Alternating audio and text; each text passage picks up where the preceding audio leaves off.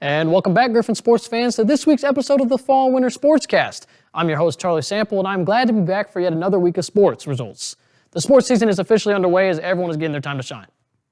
After the bye week, football is ready to go for their home opener this Saturday, September 13th at 6 p.m. Show up to Spratt Stadium and bring your families for family night. They'll face off against Missouri S&T. Fill the stands and good luck to the guys. Well, I already told you we've got some sports results for you, so let's look right with that with men's and women's cross country. Well, starting off here, there is a lot on that screen, but we'll get to that just here in a second. The men's and women's cross country teams have completed their first meet of the season, the Platte River Rumble Gold in Ashland, Nebraska. The men's team placed 9th of 10th, while the women placed 10th of 10th. So as you see on the screen for the men's 6K, coming in first place was Gilo Womack, on the pronunciation, 30th place there in a PR. As well as a PR for Logan Sode, they're 62nd, and then you have a couple of debuts from Henry Trump and Dylan Stout there. And then for women's 5K, was the 5K first place for them, for the Griffins, was Abby Kinney, 61st. But the big thing there is the rest of that team bunched together with a whole bunch of debuts or freshmen. The next meet for both teams is the Southern Stampede on September 20th in Joplin, Missouri. The women's will begin at 8 a.m., with the men to follow at 8:45. Yeah, so, not the greatest start to the season for either one of these teams, but again, as you saw from the screen, they're pretty younger teams, newer to the competition setting, and Platte River Rumble in Ashland, Nebraska, I'm pretty sure from looking at the results, and I'm positive, there was a lot of D1 teams there participating, so higher competition, and, that's a rough one to start in, and, we just can't look at that and say that's the end of the season. You never can. For the first competition of the year. So excited to see what they do in the next coming weeks, especially for the younger teams. So we looked at some cross country. Let's look into men's and women's golf. Well, starting with the men's here, they had their first competition, the Mule. They placed 16th of 20 teams with a score of 890 plus 50. In first place of that competition was Central Oklahoma with a score of 826 minus 14. Excuse me if I'm not reading the stats right there. And as you see on the screen there are your individual athletes courtesy of Go Griffins. First place there for the Griffins with tying 33rd was Aiden Asby, 220 plus 10. There on their competition went to 3 rounds. So their next event will be the NSU Golf Classic in Muskogee, Oklahoma, and that'll take place on September 15th through the 16th. Yeah, not a bad start to be placed there. It's the first competition of the year, so I'm not really going to dive too deep in what I think and who's doing what. It's just, again, this is the starting point, and later on through the season, as the team develops more, we'll see more and more who shines and, how the team goes. And so that's just a big part of it with these sports especially. So let's look at women's golf. Well, the women's golf have actually completed before this. So this is their second competition of the year, the NSU Women's Classic. They placed 7th of 17th, getting a team score of 619 plus 51. In first place of that competition was Rogers State with a team score of 589 plus 21. Again, thanks to Go Griffins there are your individual athlete scores. Coming in first place for the Griffins was Saya Schweitzer, tying for 14th, 150 plus 8 there. And then Inez as well, we talked about her last episode. She got 18th, 151 plus 9. And then the rest on the screen there. Their next event will be the Newman Invitational in Newton, Kansas. That will be held from September 29th through September 30th. Good luck to the golfers.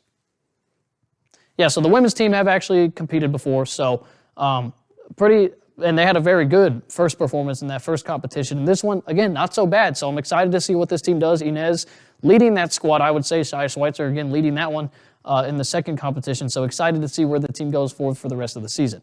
Before we dive right into the soccer results, however, Griffon Media staff member Sarah Swallow went to the home opener of the soccer season. Let's see what she found out. Last Friday, under the bright stadium lights on Spratt Field, Griffon Soccer took the field against Bemidji State in what turned out to be an action-packed home opener.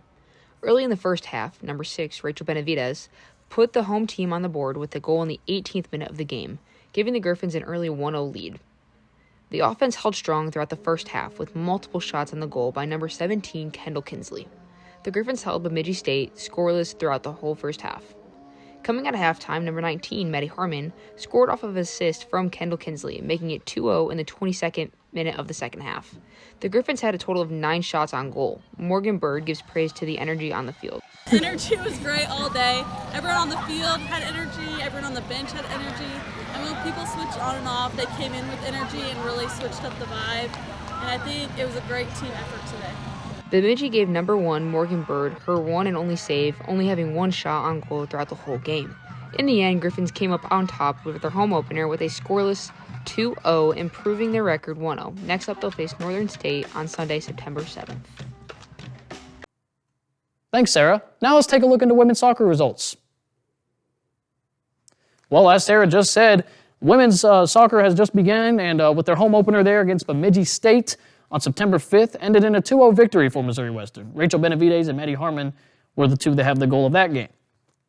Next game was against Northern State, which was also a home game just 2 days later, September 7th, and Missouri Western will win that one, 1-0. Aiden Woodall had the lone goal for Missouri Western. And the most recent game, an away game in Wayne, Nebraska against Wayne State, where the game would end in a draw there, the lone goal belonging to Alexis Jennerwine, or maybe Jennervine, not sure on the name pronunciation, I apologize. But let's take a look at our stat leaders as of right now. So yeah, it's a lot there on the screen, but we're just going to go here one by one and kind of explain some things. I know the one on the bottom is cut off there. I see that, and I'm sorry about that, but no, I think you can see most of it there. Goal-wise, Rachel Benavides, Maddie Harmon, Alexis, and Aiden Woodall all share the goal spot there with 1 goal each. Assist-wise, it's going to be Kari Little, 2 assists on the year, with Kendall Kinsley and Ellie Lund right behind her with 1. And then point leaders, how points work here. A goal is 2 points, and assist is 1 point. So you have all your goal leaders there to have a point, and you have Kari Little in there because of the 2 assists, which add up to 2 points. Shots on goal currently belongs to Kendall Kinsley with 8, and on the bottom there, Morgan Bird, the lone goalkeeper, with 7 saves. Their next game will be played today in Rolla, Missouri, against Missouri S&T at 5 p.m. So you start the season 2-0-1, not a bad start at all. I love to see it. And again, the big thing we talked about is a lot of these players are not new to this game. They're all seniors mostly, so big roster this year, big time to shine, and just excited to see where the team goes from there and see how they roll. I've been saying excited a lot, but I mean, that's really all you can say about when it comes to sports here. You just don't know where the team is going to go up or down-wise, and we're just ready to see what happens. So let's take a look into volleyball. Well, up last here for you guys is the volleyball team and how they did in the Gorilla Classic. In the first one, they got the sweep against Southern Arkansas, but Pitt State is where things get a little bit dramatic here. Pitt State goes up 2-0 early. Mo West then crawls back and wins the last 3 sets to take the victory. Both of those games were played on September 5th. So then the next day, September 6th, you get the sweep against Truman State 3-0, and then more drama in that second game against Lubbock Christian. Back and forth each set. Mo West wins the first, Christian the second, Mo West the third, Christian the fourth, but Mo West wins the tiebreak to end it 3-2. So dramatic weekend to start, but they end the weekend undefeated at 4-0. So let's look at how the stats are looking. So as of right now here, point leader belongs to Emma Salker of 63, kill leader Trista Marks, 49, assist leader Haley Barksey of 93, dig leader belonging to Anna Weberg of 93 digs, and then block leader belongs to Emma Salker, of 24 blocks. And speaking of digs a little bit here, a new milestone was hit for one of the players on the volleyball team. Senior Leah Graham hit 1,000 career digs, so huge congratulations to her on that milestone. We're excited to see how great you do this season as you've been having a phenomenal career. Their next set of games come from the 2025 Premier Challenge, and the challenge it will be. They play today and tomorrow, September 12th and the 13th. Today at 11, they play against the number 2 team in the country, Angelo State, and then at 3, they play the number 11 team in the country, Concordia St. Paul. The rest of that tournament will be determined after the results of the games played today. Yeah, the biggest thing for me was the setting situation. Nessa Johnson goes and leaves to graduation, so congratulations to Nessa Johnson there. But my biggest thing I talked about here in the podcast was who was going to replace a stud of a player like Johnson, and we found our answer in Haley Barksey and Caitlin Deanna O'Day. I know Caitlin wasn't featured there on the stat leader, but she's right there behind in assists, and there's your setter duo right there is those two. And then you still have defensively, as we mentioned, Leah Graham with her 1,000th career dig, as well as Anna Weberg on the defensive side currently leading digs. Emma Salker filling in for Lily Kurz on the block position, as well as being the point leader. I mean, this team is going to be a phenomenal one. It was last year, and I think it's just as great as it will be this year. So it'll be fun to cover them all season. Well, that is all we have for you in this episode, Griffon fans. Make sure to follow us on social media at Griffon News, download the Griffon News app today, or visit our website at griffonnews.com to find out more about what's happening around campus. I'll leave you with a quote that our wonderful editor-in-chief says on the daily, although not originally his. Don't count your years, make your years count. Thanks for tuning in, and I'll see you guys next time.